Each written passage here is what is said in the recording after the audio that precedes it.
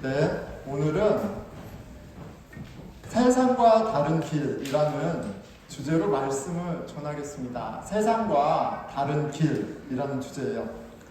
자, 우리가 믿고 따르는 예수님은 세상과 다른 길을 가셨어요. 세상과 다른 길을 가셨잖아요. 왕이면 높은 곳에서 군림하는 게 맞는데 예수님은 하나님이신데 사람이 되셔 오셨고, 그리고 우리를 위해 고난 받으시고 왕의 자리와 너무 어울리지 않는 십자가에서 우리의 죄를 대신해 죽으셨어요. 정말 다른 길을 가셨습니다.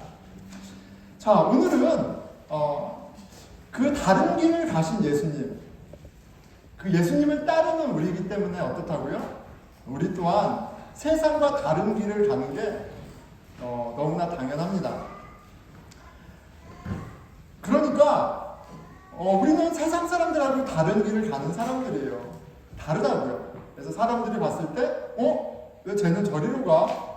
좀 이상하다. 이상할 수 있죠. 다른 길을 가는 우리를 불편하게 여겨도, 이상하게 여겨도 너무 당황하지 않았으면 좋겠습니다. 왜요? 길이 다른 거예요. 길이 다른 겁니다. 자, 매일 아침 아이들과 저는 함께 길을 걷습니다. 저희 아이들 한나한이 한소리와 함께 길을 걷습니다. 학교가 집에서 굉장히 가까워요. 그래서 학교를 걸어서 갈 수 있어서 한 10분 정도 매일 아침 같은 길을 걷습니다. 이렇게 학교를 걸어서 가다 보면 우리 아이들 막 이렇게 치고 받고 막 이렇게 가는데 그 길에 우리만 있는 게 아니죠. 학교 가는 길이니까 이 드리스쿨을 가는 다른 아이들도 그 길에 많이 있어요.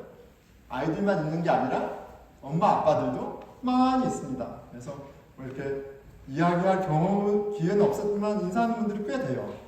그 시간에는 사람들이 많이 갑니다.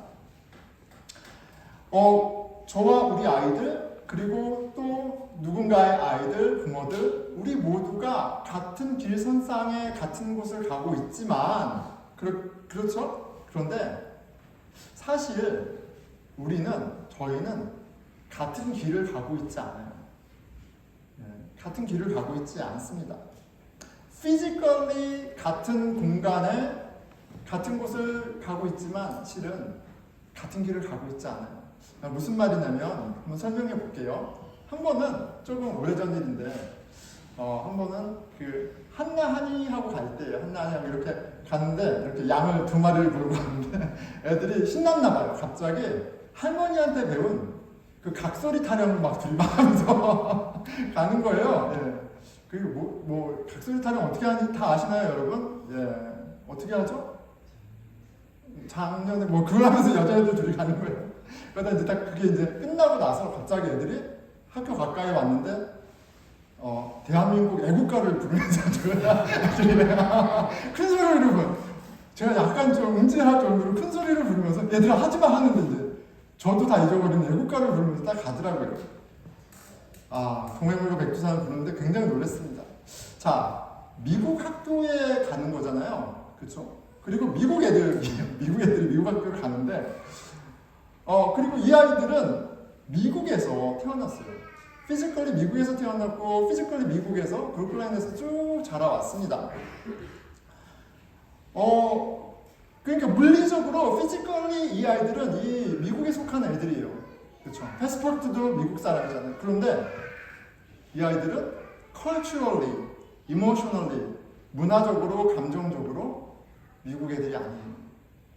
한국 사람이에요. 한국 사람. 그렇게 자라왔어요. 다른 길로 걸어오면서 자라난 거예요. 피지컬리는 모두 같이 미국에 살고 미국 학교하고 그 길을 가지만 실은 다른 길을 가고 있었고 그렇게 자라났기 때문에 실은 다른 길을 가고 있는 거예요. 다 영어하는데 저희는 가면서 뭐예요? 그냥 한국말로 이야기하고 어떤 정서를 나누고 한국적인 가치를 나누고 이렇게 하면서 학교를 갑니다. 아이들도 본인들이 미국인이라고 생각하지 않습니다. 그렇죠? 시리즌십은 미국 사람이지만 정서적으로, 문화적으로 한국 사람들이 다른 길을 걸어오면서 살았기 때문에 그래요. 학교 가는 길이 길지 않습니다. 한 15분 정도인데 그 사이 아이들하고 나름 많은 이야기를 나눕니다. 뭐 장난도 많이 치죠. 어떤 일이 있었고 무엇이 힘들고 무엇이 기쁜지 그리고 무슨 생각을 하는지 이야기하며 걷습니다. 그렇게 하면서 약간 거창하지만 그 길을 걸으면서 우리가 함께 바라보고 가야 할 우리가 믿는 우리의 궁극적인 진리의 길을 확인하고 격려하면서 가요. 너무 거창하죠. 근데 좀 더 쉽게 얘기하면 그런 거예요. 저는 가능하면 자주 물어봅니다. 한나야, 너는 누구 딸이야? 물어봅니다. 네, 그러면 이제 자동이죠. 하나님 딸, 엄마 딸, 아빠 딸 순서가 그렇게 됐어요. 엄마 딸, 아빠 딸. 이제 한솔이 가면 한솔아, 너는 누구 아들이야? 하나님 아들, 엄마 아들, 아빠 아들 이게 딱 오더가 정해져 있어요. 가능하면 자주 묻습니다. 왜냐하면 정말 우리는 그걸 믿거든요. 우리는 육체적으로는 육신의 엄마 아빠의 자녀지만 스피리추얼리 본질적으로 하나님의 자녀라는 걸 믿습니다. 하나님의 자녀됨, 예수 그리스도를 통해서 죄사함 받고 하나님 자녀가 되었다는 것이 우리의 아이덴티티라는 것을 믿고요. 그것을 우리의 가치로 삼아요. 그걸 계속 확인해 주는 거예요.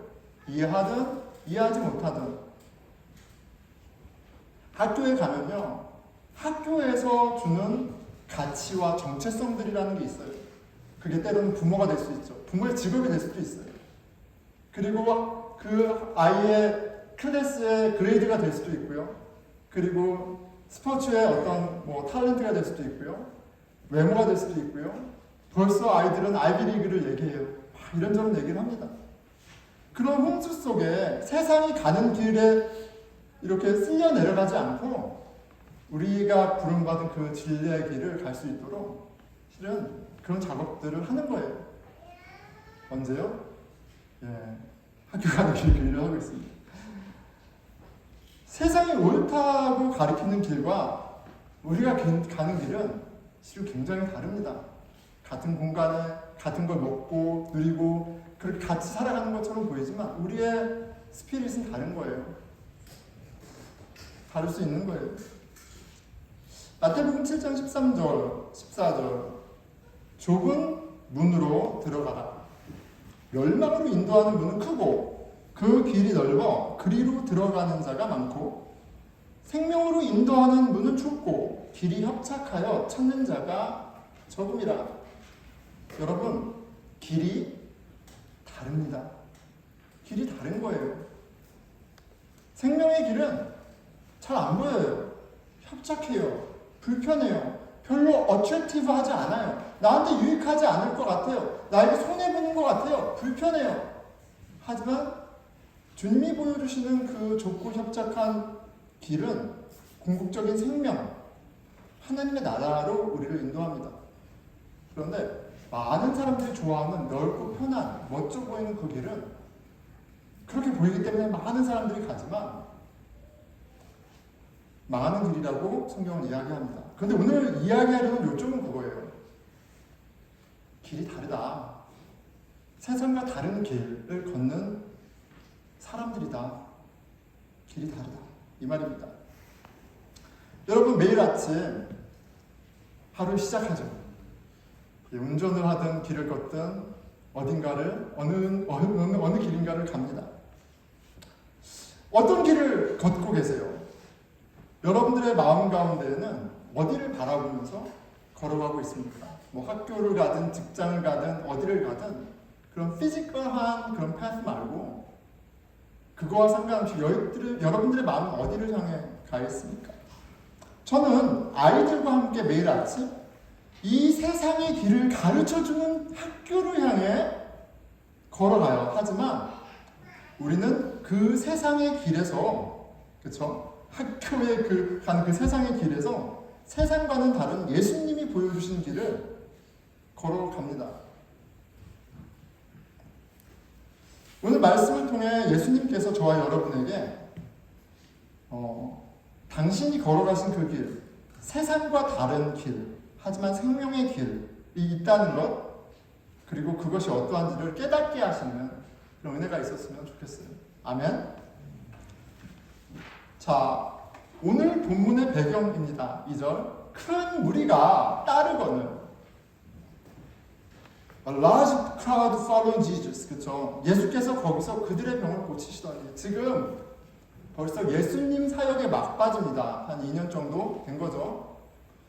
예수님이 많은 일을 하셨고요. 예수님이 많은 인생들이 해결할 수 없었던 그들이 길을 잃은 것 같은 그런 상황 가운데 병을 치유해 주시고 먹을 것을 주시고 귀신을 내어쫓는 길을 열어주시는 그런 많은 일들을 보고 지금 예수님을 쫓아왔습니다. 예수님이 가시는 그 길에 지금 어때요? 많은 사람들로 메워 터져 있어요. 그 길을 같이 가고자 많은 사람들이 모여 있어요. 자, 그런데 바로 그때 예수님에게 한 무리의 바리새인들이 나와서 질문합니다. 3절 전반부죠. 바리새인들이 예수께 나와 그를 시험하여 이르되. 그런데 그냥 진리를 알기 위한 질문이 아니라 뭐예요? 테스팅, 시험이에요. 시험입니다. 어떤 시험입니까? 예수님을 그 길에서 넘어뜨리고자 하는, 예수님의 그 길을 따르는 사람들이 그 길을 따라가지 못하도록 넘어뜨리고자 하는 질문을 합니다. 예수님 공생하셨을 때 사단이 시험했죠. 예수님의 공생할 끝까지 사단은 시험하고 하나님 대적하는 사람은 시험합니다. 그리스도인은 시험에서 자유롭지 못해요. 바른 길을 가면요, 의의 길을 가면요, 아니 하나님이 가르쳐 주신 그 길을 가면요, 시험은 항상 찾아옵니다. 자, 그 예수님을 넘어뜨리기 위한 그 시험의 질문이 이렇죠. 후반부입니다. 어떤 이유가 있으면 그 아내를 버리는 것이 옳으니까. 자, 어떤 이유가 있으면 그 아내를 버리는 것이 옳으니까. Is it lawful for a man to divorce his wife for just any reason?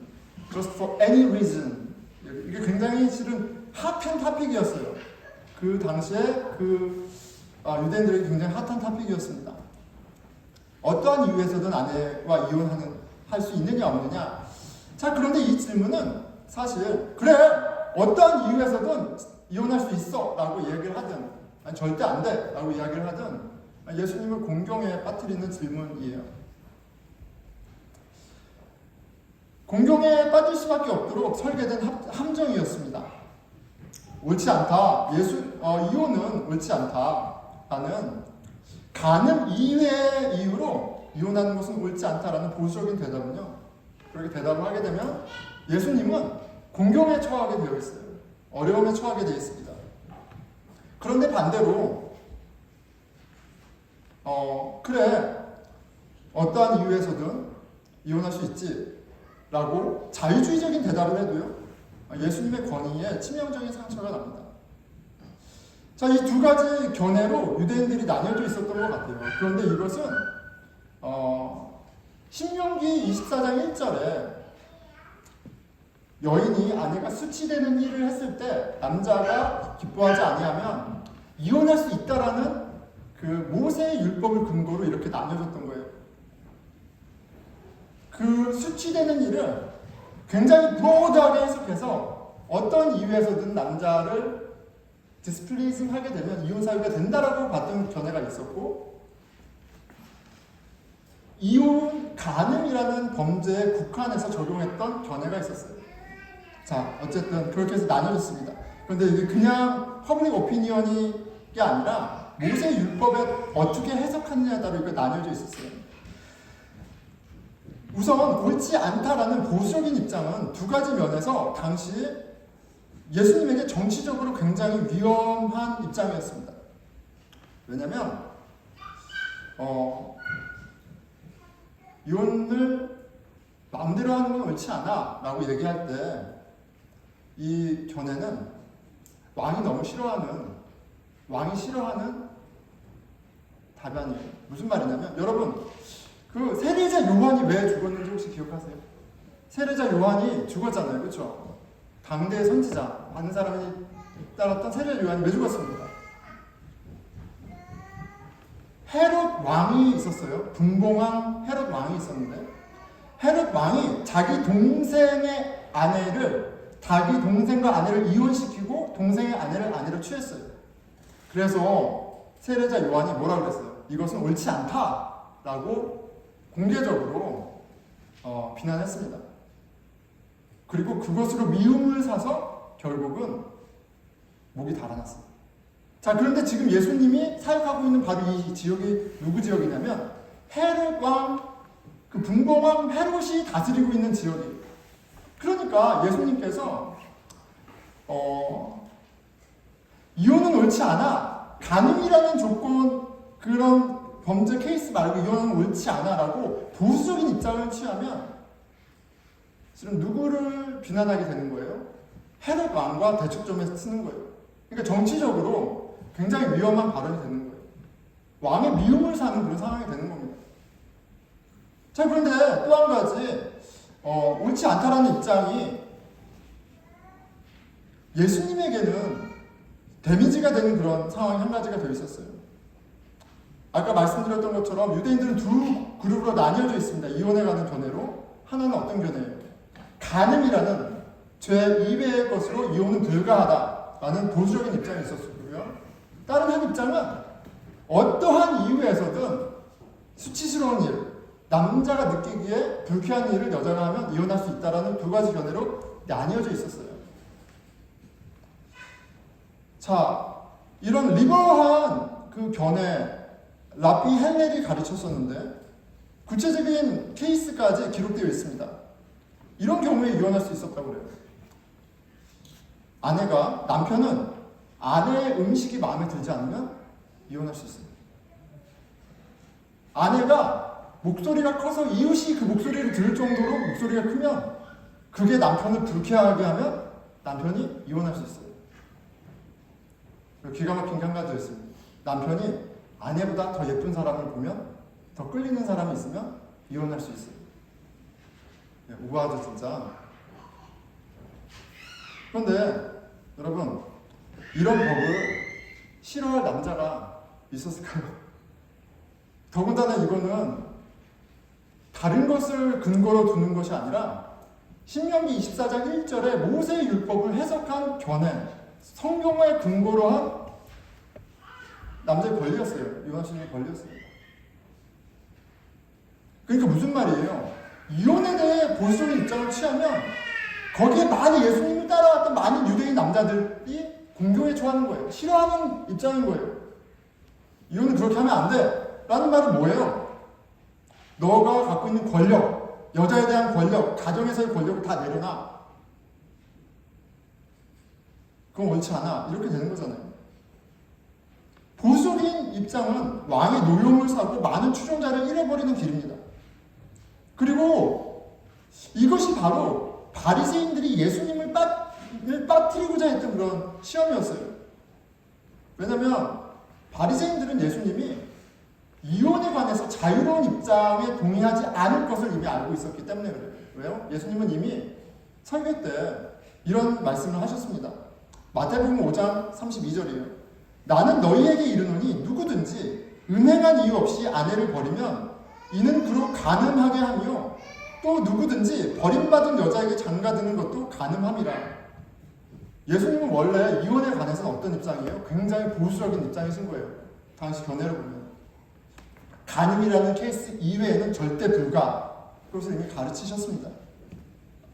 그러니까 이 질문을 해서 딱 취업 걸기 딱 좋죠. 왕이 미움 사게 하고 사람들로 하여금 따라가지 못하게 하고 괴롭게 하고.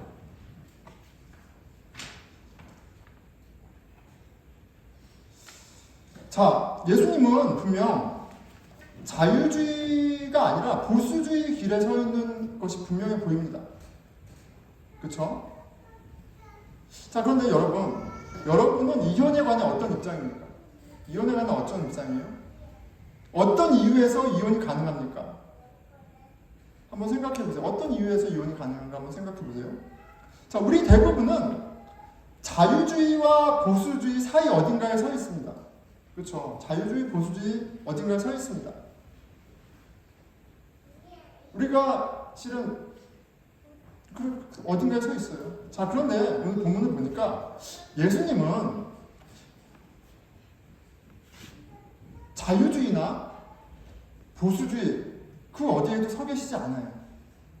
전혀 다른 답을 하고 계십니다. 4절에서 6절이에요. 예수께서 대답하여 이르시되 사람을 지으시니가 본래 그들을 남자와 여자로 지으시되 말씀하시기를 그러므로 사람이 그 부모를 떠나서 아내에게 합하여 그 둘이 한 몸이 될지니라 하신 것을 읽지 못하였느냐. 그런즉 이제 둘이 하나요 한 몸이니 그러므로 하나님이 짝지어 주신 것을 사람이 나누지 못할지니라 하시니.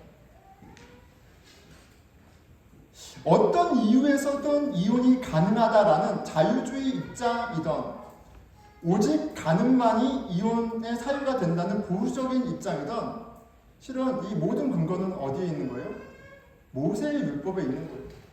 모세의 그 율법을 어떻게 해석하느냐에 따라서 자유주의가 되든 보수주의가 되든 하는 거예요. 그런데 예수님은 어떤 분이세요? 모세의 율법을 완성하신 온전하신 하나님의 뜻을 가르쳐주신 하나님의 아들이세요. 그분의 이혼에 대한 견해는 모세의 율법에 갇혀있지 않아요. 예수님은 창세기로 하나님이 처음 결혼을 제정하셨을 때 하나님의 의도를 보여준 창세기로 우리를 데리고 가십니다. 예수님은 모세의 율법에 서 계신 게 아니라 전혀 다른 길에 서 계신 거예요. 창세기에 나타난 하나님의 뜻 안에 서 말씀하십니다. 하나님이 정하신 거룩한 결혼은 한 남자와 한 여자를 하나님이 하나 되게 하신 신비이다. 이렇게 그러므로 하나님이 짝지어 주신 것을 사람이 나누지 못할지니라. 하나님이 사람을 남자와 여자로 지으시고 남자로 여자와 연합하여 한 몸을 이루시게 하시는 그 거룩한 결혼을 제정하셨을 때 하나님의 디자인에는 이혼이라는 옵션이 없었어요. 이혼을 염두에 두고 계시지 않았어요. 하나님은 이혼을 원하시지 않으세요.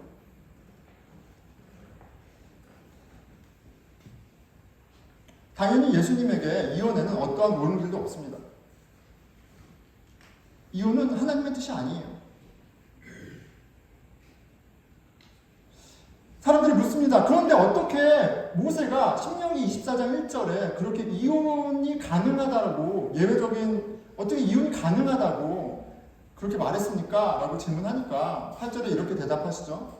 예수께서 가라사대 모세가 너희 마음의 완악함을 인하여 아내 내어 버림을 허락하였거니와 본래는 그렇지 아니하니라. 본래는 그렇지 아니하니라. 원래 하나님의 디자인 안에는 이유는 원래 없는 거야. 원래 없는 거야.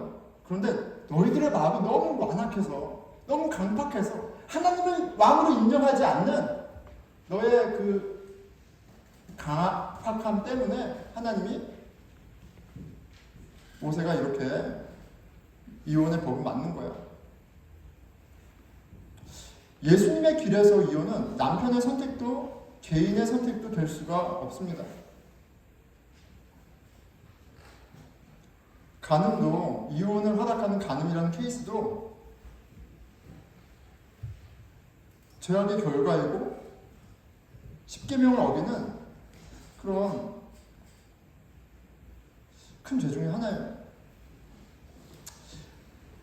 하나님이 짝주어 주신 하나님의 선택이기 때문에 예수님의 길에는 이혼이라는 옵션이 없습니다. 근데 이게 사실은 얼마나 세상과 달라요. 완전히 세상과 다른 길에 서 계신 거예요. 잠시 우리가 사는 세상을 보겠습니다. 우리 시대 이혼은 어때요? 개인의 선택입니다. 남자만이 아니라 여자도 어떠한 이유에서든 배우자가 마음에 안 들면 이혼할 수 있습니다. 이혼은 개인의 당연한 권리라고 믿고 있습니다. 이것이 세상의 길이에요. 그런데 이혼을 하냐 안 하냐 그래서 죄냐 안 죄냐 보다도 실은 본질적으로 내 삶의 주인이 나이고 내가 원하는 말을 선택하고 살아가는 게 죄예요. 자신의 주인이 되어서 우로 가거나 좌로 가거나 보수적인 입장을 취하거나 자유적인 입장을 취하거나 거기에는 하나님이 원래 결혼을 제정하셨을 때 가지셨던 본뜻 하나님이 하나 되게 하신 것을 사람이 나눌 수 없다라는 이 본뜻은 보이지 않습니다. 아주 보수적인 입장이나 자유주의 입장이나 모두 예수님이 보여주시는 길은 답은 아니에요. 여러분, 우리가 가는 길은요, 세상은 왼쪽에 있든 오른쪽에 있든 어디에 있든 자기의 입장과 자기의 원함에 따라 가치에 따라 선택하고 주장합니다. 그런데 우리는 그 길에 서 있지 않아요.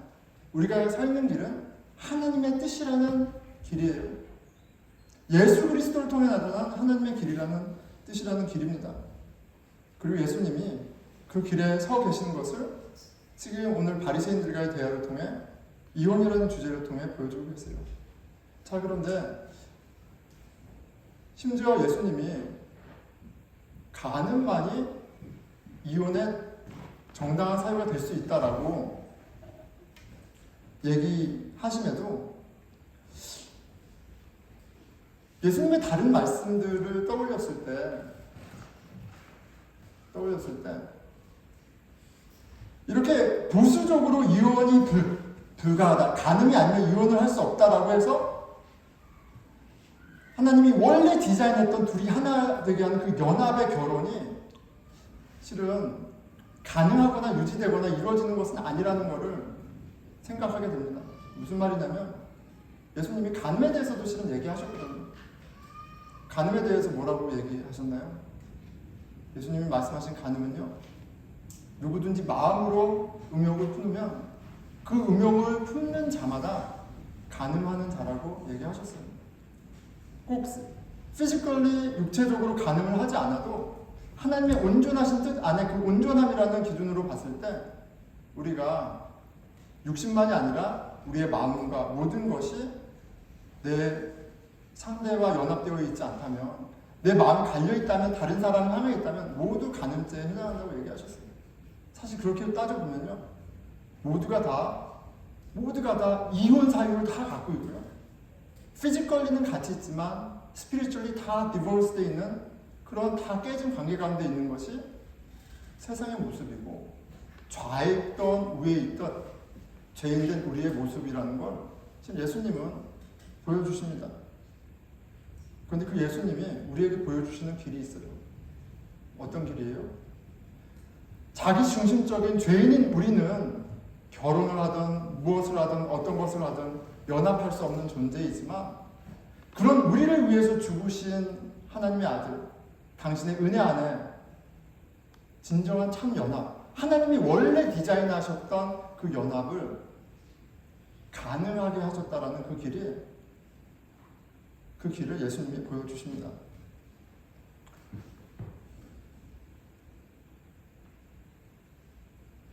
우리가 가는 길은요, 실은 좁고 협착해요. 보이지 않습니다. 무슨 말인지도 잘 모르겠어요. 그냥 보수적이어서 성경대로만 따라가라고 하면 얼마나 심플해요. 아니야, 예수님은 사랑이니까 그냥 마음대로 해. 그럼 또 얼마나 심플해요. 그런데 그 길이 아니에요. 왼쪽도 오른쪽도 아니에요. 하나님 뜻 안에, 그리스도 안에 살아가는 하나님 나라라는 완전히 전혀 다른 길입니다. 그 다른 길이 무엇인지 여러분 알고 있습니까? 진정한 연합을 가능하게 하는 그 예수 그리스도 안의 길이 무엇인지 함께 배워가고 알아가는 저희가 됐으면 좋겠습니다. 말씀 맺을게요. 며칠 전 학교 등굣길에 한나가 어려움이 있었다고 얘기를 해오더라고요. 학교 가는 데 어려움이 있었습니다. 학교에서 어려운 일이 있었어요. 학교에 새로운 클럽이 생겼습니다. 클럽 이름이 GSA예요. Gender Sexuality Alliance. Gender Sexuality Alliance 또는 Association이에요. 이 GSA 클럽이 하는 것은 homosexuality 아니면 any kind of sexual identity를 서포트하고 그런 것들을 이제 advertise 하는 거예요. 근데 그 클럽에 한나 친구들이 있는데 한나에게 그 클럽에 조인할 것을 권했다고 얘기해요. 근데 한나가 조인하지 않았대요. 몇몇 친구들이 조인했는데, 그리고 한나의 친구들이 포함되어 있는데 조인하지 않았다고 합니다. 근데 이제 친구들이 너는 그러면 근데 그런 것들이 좀 어떻게 조인하지 않을 수 있냐부터 해가지고 하나의 좀 마음이 힘들었던 것 같아요. 나는 생각이 달라서 조인하지 않은 건데 친구들이 그 부분에 있어서 인정 안 해주니까 힘들었다고 얘기합니다. 제가 한나에게 말했어요. 한나야, 잘했다. 너가 동의하지 않는 것을 동의할 수는 없는 일이에요. 심지어 그것이 너의 친구들을, 다른 사람들을 불편하게 한다 할지라도 어쩔 수 없어. 동의하지 않는 것은 동의할 수 없는 일이에요. 하지만 다른 생각과 가치를 갖고 있는 사람을 무시하거나 화를 내는 것 또한 하나님의 뜻이 아니라는 사실을 이야기해 줬습니다. 이런 질문도 해요. 우리는 only two genders, male, female, 남자와 여자만 있다고 믿잖아요. 아빠, 호모섹슈얼리는 죄잖아요. 레즈비언은 죄잖아요. 물어봅니다. 죄입니다. 호모섹슈얼리, 레즈비언 죄입니다. 그런데 항상 분명하게 이야기해줘요. 호모섹슈얼리, 레즈비언 그것만이 죄가 아니라 하나님을 사랑하지 않은 모든 것이 죄다. 우리가 누구의 죄를 정죄할 자격이 없다. 우리 호모섹슈얼 이슈든 아니면 다른 이슈든 하나님을 사랑하지 않는 우리 모든 죄인이고 하나님의 은혜가 필요하고 오직 예수 그리스도를 통해 나타난 하나님의 은혜만이 우리를 온전하게 한다. 하나님 자녀되게 한다는 사실을 항상 이야기합니다. 우리는 어떤 길을 가는 사람이에요? 우리는 그 복음의 길을 하나님의 용서와 죄사함과 그 은혜의 길을 배우고 알아가며 주 안에 하나 되는 것을 경험하며 살아가는 사람들입니다. 매일 아침에 어디를 향해 길을 나서던 우리는 세상과 다른 길을 걷는 사람들입니다. 다른 길이에요. 예수 그리스도 안에 생명의 길이 있다고 믿습니다. 예수 그리스도 안에서만 하나됨이 있다고 믿습니다. 보수적인 것, 자유주의적인 것, 그런 것이 우리를 하나 되게 하는 것이 아니라 진리가 우리를 하나로 연합하게 합니다. 에베소서 2장 18절이에요.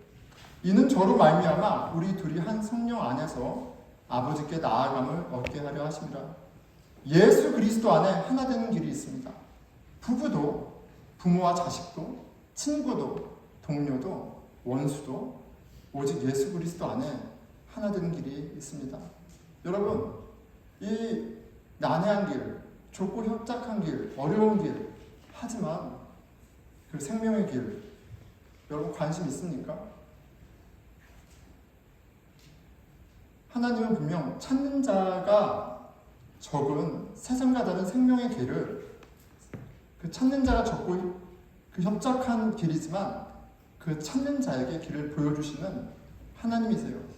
어떻게 해요? 당신의 말씀을 통해 당신께 간절히 기도하는 그 기도 가운데, 그리고 당신의 뜻을 함께 찾고 알아가는 공동체 교회를 통해 그 길을 보여주십니다. 우리 기도하겠습니다.